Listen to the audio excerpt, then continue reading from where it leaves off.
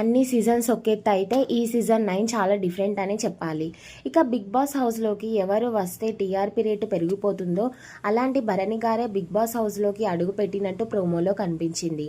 భరణి గారు ఇట్లా హౌస్లోకి అడుగు పెట్టారో లేదో దివ్య అయితే వెంటనే వచ్చేసి హగ్ చేసుకుందనే చెప్పాలి. ఇక తనుజ అయితే నాన్న అని వెళ్తే మళ్ళీ ఎక్కడ ఫేక్ బాండింగ్ పెట్టుకుంటున్నారు అని పాపం తనుజ వెళ్ళాలా వద్దా అని ఆలోచిస్తుంది. కానీ భరణి గారు తనుజ దగ్గరికి వెళ్ళి భుజం మీద పడుకోబెట్టుకున్నారనే చెప్పాలి.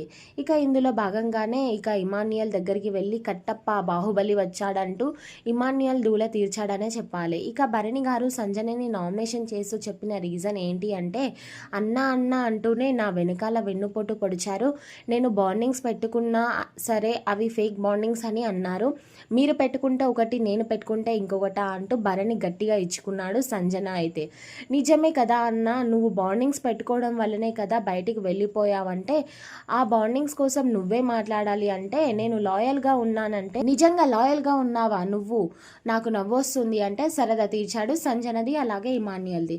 మరి భరణి గారు సంజన మీద నామినేషన్ చేస్తూ చెప్పిన మాటలపై మీరేమంటారు అనేది కామెంట్ చేయండి.